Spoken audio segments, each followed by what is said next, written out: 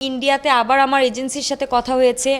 আমি এগেইন আবার ইন্ডিয়াতে আবার তেলুগু সিনেমাতে কাজ করতে চাই। সাউথ ইন্ডিয়ার ওদের একটা পারিবারিক একটা প্রথা, ওরা প্রতি স্যাটারডে সানডে ফুল ফ্যামিলি ওরা হলে যাবে, পপকর্ন কিনবে, মুভি দেখবে, নো ম্যাটার এটা কার মুভি। আমাদের দেশে খুবই খুবই ভালো মানের চলচ্চিত্র হচ্ছে। মডেলিং দিয়ে তার কেরিয়ার শুরু, তারপরে দেশে এবং দেশের বাইরে কাজ করেছেন অসংখ্য সিনেমায়।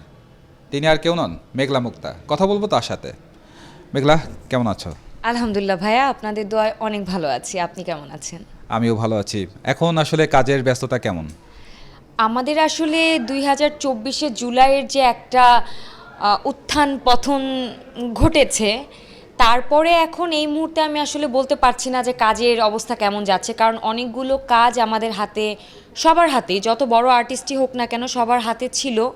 যাদের আগে কমপ্লিট করা আছে তারা হয়তো বা একটু একটু করে রিলিজ দিতে পারছে, যাদের শুটিং করার কথা ছিল সেগুলো পিছিয়ে যাচ্ছে এবং এগুলো একটু সময় নেবে। এখন আসলে যে ব্যাপারটা সেটা হচ্ছে ইট উইল টেক টাইম, একটু সময় দরকার। আচ্ছা মেঘলা, তোমাকে তো আমি নিয়মিত সবসময় দেখেছি কাজের মধ্যেই থাকতে, অর্থাৎ সিনেমায় কাজ করা হয়েছে দেশে এবং দেশের বাইরে। বেশ কিছু সিনেমার কাজ প্রশংসিত হয়েছে, কিন্তু মাঝপথে হঠাৎ করে তুমি হারিয়ে গেলা, মানে এটা কেন? না না, আমি আসলে কখনোই হারিয়ে যাইনি। আমার সিনেমার অভিষেকটা কিন্তু ঘটেছে 2019-এ তেলেগু সিনেমার মধ্য দিয়ে। সাকালাকালা ওয়াল্লাবুডু আমার সিনেমার নাম ছিল, এবং 2020-এ আমার আরেকটি চলচ্চিত্র রিলিজ হয় যেটার নাম ইয়ারা চেরা, ওটাও তেলেগু হরর ফিল্ম ছিল। 2020-এ কিন্তু প্যান্ডামিক স্টার্ট হয় এবং এই প্যান্ডামিকটা কিন্তু রান করে 2021। 2020-এ কিন্তু কোনো ইন্ডাস্ট্রি, পৃথিবীর কোনো ইন্ডাস্ট্রি ওপেন ছিল না। 2021 থেকে হালকা হালকা করে ইন্ডাস্ট্রি শিথিল হয়। তখন কিন্তু নতুন কোনো আর্টিস্ট নিয়ে বা রিস্ক নিতে কিন্তু কেউ চায়নি, সবাই চেয়েছে সেফ যতটুকু কাজ করা যেতে পারে। তো আমি এগেন 2022-এ আবার স্টার্ট করি, কজ 21টা গেছে খুব সেফ কাজ করা নিয়ে একদমই, কারণ 2020টাই কাভার করতে পারিনি 2021। 22-এ যখন আমি আবার কাজ করা স্টার্ট করলাম তখন আমি অলরেডি দেশে, এবং তখন আমি দেশের চলচ্চিত্রে কাজ করেছি। ইমপ্রেস টেলিফিল্ম প্রযোজিত, সাইফুল ইসলাম মান্নু পরিচালিত পায়ের ছাপ নামে আমার একটি চলচ্চিত্র রিলিজ হয়েছে, এবং 2022 ক্যাটাগরিতে এটা 3টি ন্যাশনাল অ্যাওয়ার্ডও পেয়েছে। তো থেমে নেই, অ্যাকচুয়ালি পুরো ওয়ার্ল্ডই থেমেছিল 2020-21, 22 থেকে আবার কাজ হচ্ছে। হ্যাঁ, ইন বিটুইন আপনি বলতে পারেন 2023-24 তাহলে কোথায় গেল। আমি 2023-এ কাজ করেছি দুটি চলচ্চিত্রতে, দুটি এখন সেন্সর এবং সব কিছু মিলে আটকে আছে, এবং 24-এ আমি এখন একটু সিলেক্টিভ কাজ করার চেষ্টা করছি, এবং ইন্ডিয়াতে আবার আমার এজেন্সির সাথে কথা হয়েছে। আমি এগেইন আবার ইন্ডিয়াতে আবার তেলুগু সিনেমাতে কাজ করতে চাই। তো এই কাজ করার মাঝখানেই কিন্তু আবার জুন জুলাই একটা খুব বড় ধরনের রেভুলেশন ঘটে গেছে।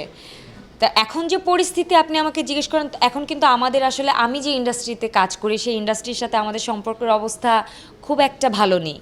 তো আমরা অপেক্ষা করছি সব কিছু গুটিয়ে সুন্দরভাবে আসবে, এবং আমি আবার যাব। আপনারা ইনশাল্লাহ আমাকে আবার সাউথ ইন্ডিয়াতে দেখতে পাবেন এবং খুব ভালো প্রজেক্টে দেখতে পাবেন। দেশের সিনেমা থেকে তোমাকে সবসময় দেশের বাইরে, অর্থাৎ সাউথ ইন্ডিয়ান সিনেমা বা ইন্ডিয়ান বিভিন্ন সিনেমাতেই ইনভলভ হতে দেখা যায় বেশি। এটা কেন? আসলে দেশের সিনেমার মান ভালো মনে হচ্ছে না নাকি? না না, মানের কথা একদমই না। ইনফ্যাক্ট আমি আমার দর্শককে বলতে চাই আমাদের দেশে খুবই ভালো মানের চলচ্চিত্র হচ্ছে।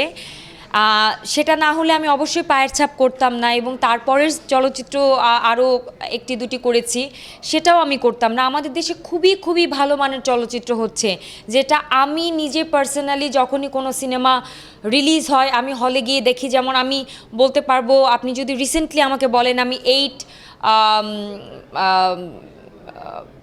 40 সিনেমা মোস্তফা সরোয়ার ফারুকী ভাইয়ার যেটা রিলিজ হয়েছে আমি নিজে হলে গিয়ে দেখেছি। প্রিয় মালতী আমি এখনও দেখতে পারিনি, আমি দেখতে যাব। সো আমাদের দেশে অনেক ভালো ভালো চলচ্চিত্র হচ্ছে, ব্যাপারটা ওইটা না। আমাদের দেশটার অডিয়েন্স এবং আমাদের দেশের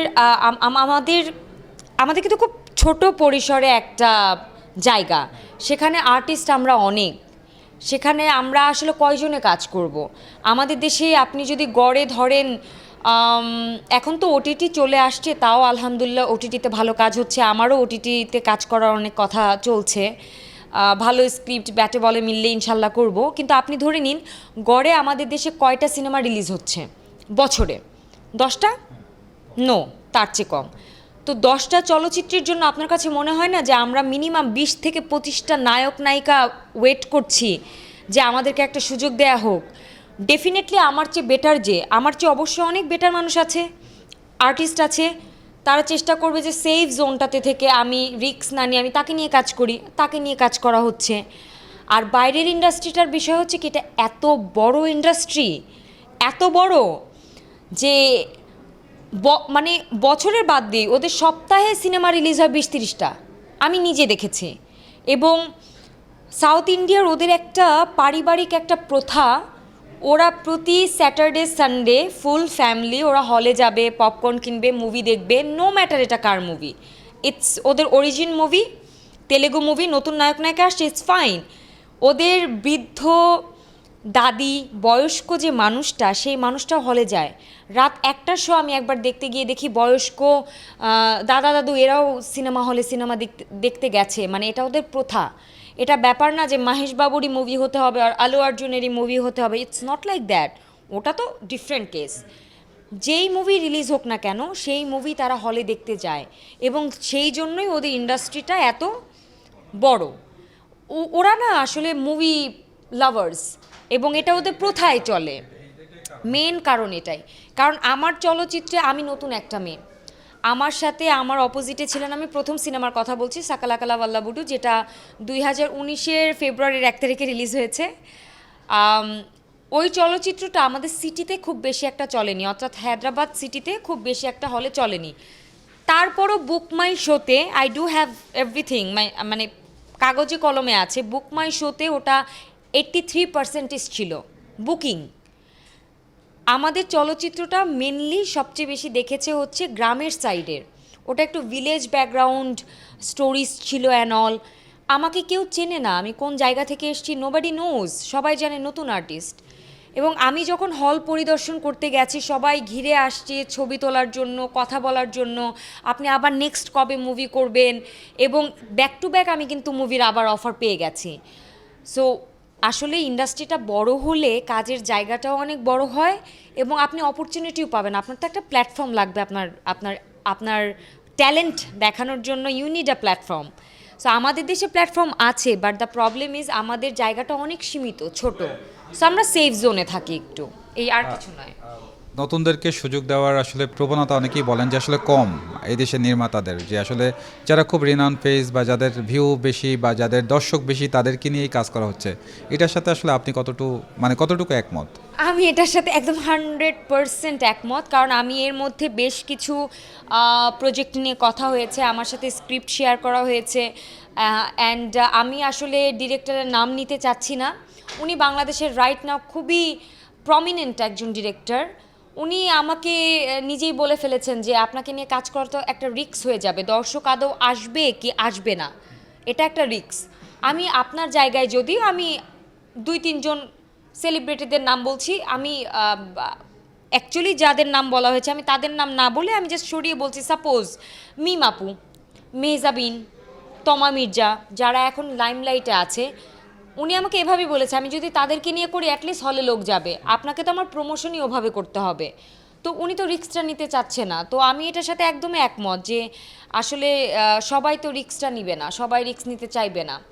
আমাকে যেমন চ্যানেল আই রিস্ক নিয়েছে, ইমপ্রেস রিস্ক নিয়েছে, পায়ের ছাপের মতো একটা চলচ্চিত্র, একদম নারী কেন্দ্রিক, একটা নারীর একদম শূন্য থেকে শিখরে ওঠার একটা গল্প, এইরকম একটা ক্যারেক্টার দিয়ে আমাকে ইমপ্রেস একটা রিস্ক আমার উপরে নিয়েছে। এরকম নিবে না বাংলাদেশ। কারণ হচ্ছে কি, আপনি 1 কোটি টাকা ইনভেস্ট করছেন, আপনার 1 কোটি টাকা উঠতে হবে, আপনি ওটা চিন্তা করবেন মাথায়, এবং সেটার জন্য আপনি চিন্তা করবেন আমার নায়ক নায়িকাও হতে হবে যে যাদেরকে দেখতে হলে লোক যাবে, এবং আমার যেন 1 কোটি টাকা উঠে আসে, না আসলেও আল্লাহ 90 লাখ যেন ওঠে, কম লস হোক, এটাই ব্যাপার। যখন কাজের বাইরে থাকো তখন কি করা হয়?